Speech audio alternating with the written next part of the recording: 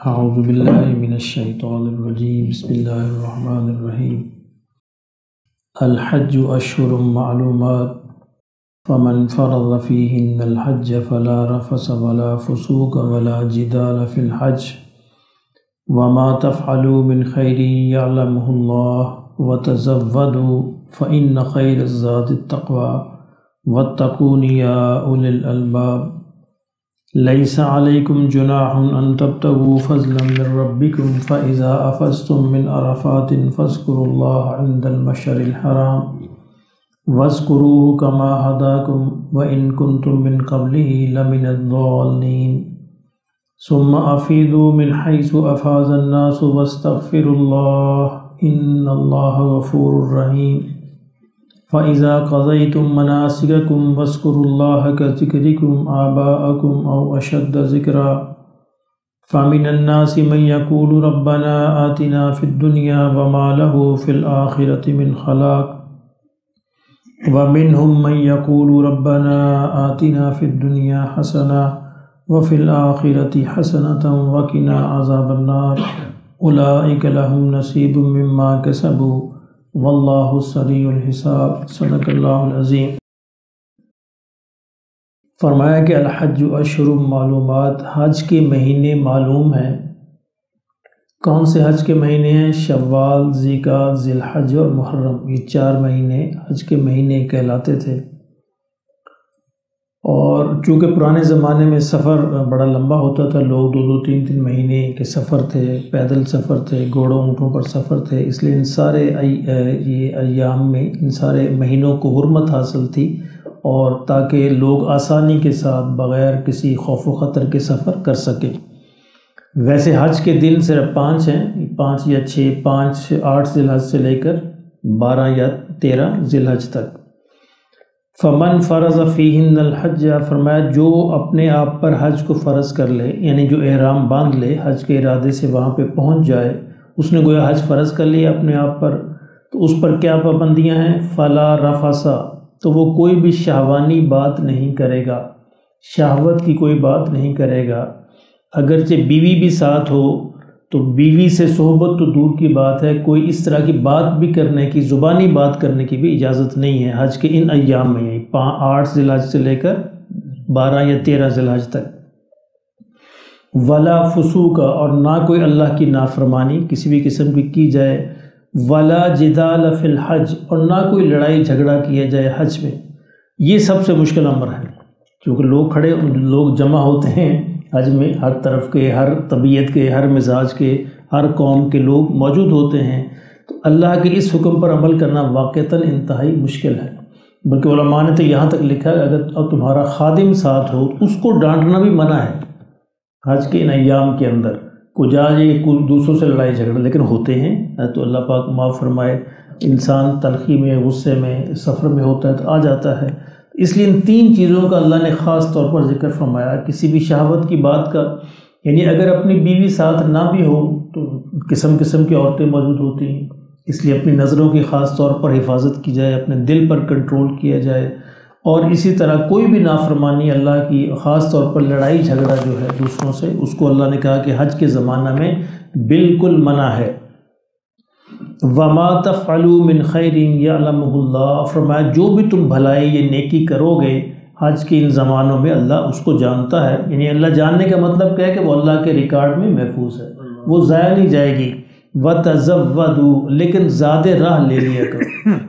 اس زمانے میں ایک یہ بھی غلط خیال تھا کہ جو سب سے بڑا حج یا اچھا حج یہ ہے کہ بغیر زاد راہ لے کے نکلا جائے، لوگ اس پر مانگتے پھرتے، تو اللہ نے کہا یہ طریقہ ٹھیک نہیں ہے، اپنا زاد راہ ساتھ لے کر چلا کرو۔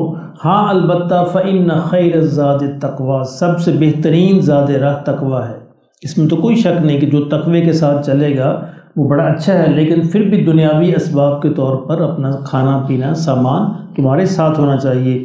واتقون یا اولی الالباب، اور اے اہل عقل تمہیں اصل میں مجھ ہی سے ڈرنا چاہیے، اللہ ہی سے۔ لیس علیکم جناح ان تبتغوا فضلا من ربکم، اور فرمایا تم پر یہ بھی کوئی گناہ نہیں ہے اگر تم حج کے اس سفر میں اللہ کے فضل بھی تلاش کرو، اللہ کے فضل سے مراد ہے کوئی تجارت، یعنی کوئی دنیاوی فائدہ بھی اگر تم حاصل کرنا چاہو تو کر سکتے ہو، یہ بھی منع نہیں ہے۔ اس کے بارے میں بھی چونکہ قریش نے یا عرب کے باقی قبائل نے ان حج کے زمانوں کو کاروبار کا زمانہ ہی بنا لیا تھا، تو صحابہ کے ذہن میں یہ خیال تھا کہ اگر ہم کوئی کاروباری بات بھی کریں گے تو غالباً یہ حج کے لیے ممنوع ہے۔ تو اللہ نے کہا نہیں، منع نہیں ہے، لیکن یہ ہے کہ پورے اس سفر کو اس نیت سے نہیں کرنا چاہیے، پورے زمانے کو کاروبار یا تجارت نہیں بنا لینا چاہیے۔ ہاں ضمنی طور پر کوئی تجارت کر لو، کوئی تھوڑا بہت کما لو، تو اس میں کوئی منع نہیں ہے۔ فَإِذَا أَفَضْتُم مِّنْ عَرَفَاتٍ فَاذْكُرُوا اللَّهَ عِندَ الْمَشْعَرِ الْحَرَامِ، فرمایا جب تم عرفات سے لوٹو، واپس لوٹو، تو مشعر حرام یعنی مزدلفہ میں اللہ کو خوب یاد کرو، مزدلفہ کی جو رات ہے وہاں بھی اللہ کو خوب یاد کرو۔ وَاذْكُرُوهُ كَمَا هَدَاكُمْ، اور اللہ کو ایسے یاد کرو جس طرح اللہ نے تمہیں ہدایت نصیب فرمائی ہے، جس طرح سکھایا ہے۔ وَإِن كُنتُم مِّن قَبْلِهِ لَمِنَ الضَّالِّينَ، اور اس سے پہلے یقیناً تم لوگ گمراہوں میں تھے، تمہیں یہ راستہ علم نہیں تھا۔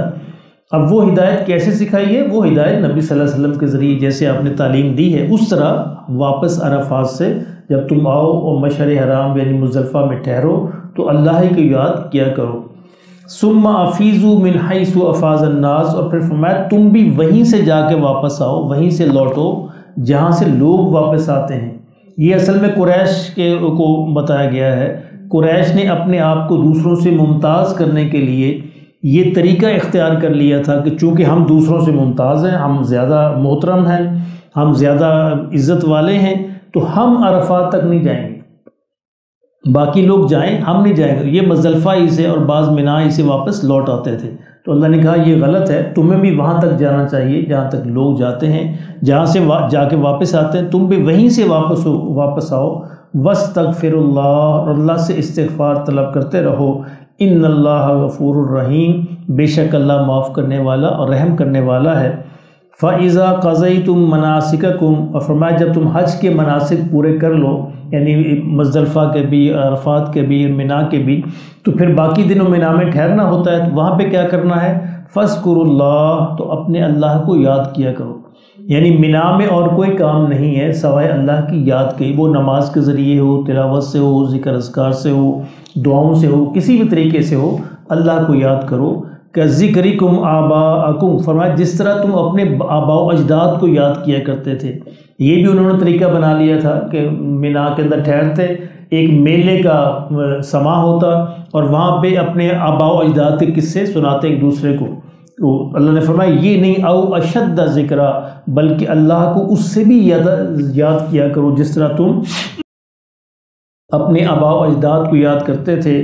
فَمِنَ النَّاسِ مَن يَقُولُ رَبَّنَا آتِنَا فِي الدُّنْيَا، فرمایا کہ ایسے موقع پر بھی، یعنی جب اللہ سے لینے کا موقع ہے، یعنی مطلب یہ ہے ایسے موقع پر بھی کچھ لوگ ایسے ہیں، مَن يَقُول، جو کہتے ہیں کہ اے ہمارے رب ہمیں بس دنیا ہی دے دے۔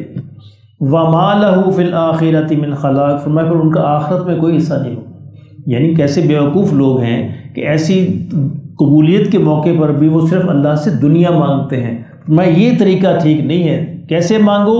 وَمِنْهُم مَن يَقُولُ رَبَّنَا، اور ان میں سے ایسے لوگ بھی ہیں جو یہ کہتے ہیں کہ اے ہمارے رب ہمیں دنیا کے اندر بھی بھلائی نصیب فرما۔ ربنا آتنا فی الدنیا حسنہ، دنیا کے اندر بھی بھلائی نصیب فرما۔ وفی الآخرۃ حسنہ، آخرت کے اندر بھی بھلائی نصیب فرما۔ وقنا عذاب النار، اور ہمیں دوزخ کی آگ سے بچا لے۔ یہ وہ محبوب دعا ہے جو اللہ کے نبی نے تاکید کی ہے کہ مسلمانوں کو یہ دعا مانگنی چاہیے، یعنی صرف دنیا نہیں مانگنی چاہیے۔ تو دنیا جو صرف دنیا مانگے گا آخرت میں اس کا کوئی حصہ نہیں ہوگا، اور جو صرف آخرت مانگے گا دنیا کو گویا نظر انداز کرے گا، دنیا کو بھی نظر انداز نہ کرے، دنیا کے اندر بھی اچھائی مانگے، بھلائی مانگے، اللہ سے خیر مانگے، اور آخرت کے اندر بھی اللہ سے بھلائی اور خیر مانگے، تو اللہ کے لیے تو کوئی مشکل نہیں ہے، اللہ سب کچھ عطا کر سکتا ہے۔ ایک بزرگ لکھتے ہیں کسی عورت نے یہ کہا اللہ سے کہ یا اللہ تو نے مجھے جو سزا دینی ہے دنیا کے اندر ہی دے دے، آخرت میں مجھے نہ سزا دینا۔ تو کہا کہ اللہ نے پھر سزا دے دی، اتنی تکلیف ہوئی، شدید تکلیف ہوئی، بدبو اٹھنی شروع ہو گئی جسم سے، دور دور تک لوگ نفرت کرنے لگے، یعنی بڑی شدید تکلیف کے اندر مبتلا ہو۔ تو وہ بزرگ لوگوں نے کہا کہ دیکھیں جی اس فلاں عورت کو، وہ گئے وہاں پہ تشریف لے گئے، پوچھا کہ تم نے کوئی دعا تو نہیں کی؟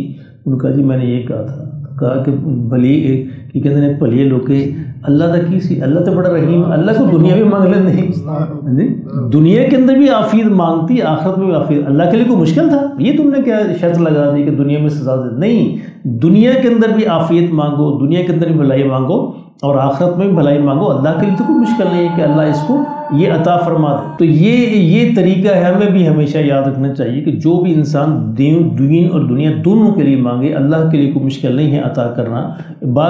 یہاں بھی بعض لوگوں نے سنا کہ نہیں کہ بس ٹھیک ہے جنت ہم محتاج ہیں، لیکن یہ بھی تو گزارنا ہے نا، یہاں 10 20 30 50 100 برس جو بھی ہیں، جو اس کو بھی وہ بھی اللہ اگر عافیت سے گزار دے تو اللہ کے لیے کون سا مشکل ہے؟ تو اللہ کے لیے مشکل نہیں ہے۔ اس لیے فرمایا کہ اللہ نے فرمایا کہ دونوں مانگو، دنیا کے اندر بھی حسنہ اور آخرت کے اندر بھی بھلائی، آخرت کے اندر بھی خیر مانگو۔ فرمایا جو یہ مانگے گا اولئک لہم نصیب مما کسبوا، فرمایا اس کو اس کا حصہ مل جائے گا اس کمائی کا جو وہ دنیا کے اندر کماتے ہیں۔ واللہ سریع الحساب، لیکن یہ یاد رکھنا کہ اللہ حساب لینے والا ہے، جلد ہی تم سے حساب لے گا۔ اس حوالے سے اللہ کو بھول نہ جانا، دنیا کے اندر اس طرح محتاط ہو کے زندگی گزارنا کہ تمہیں یہ یاد رہے کہ اللہ بہت جلد حساب لینے والا ہے اور ہمیں سب کو وہاں پہ حساب دینا ہے۔ اللہ پاک ہمیں نصیب فرمائے۔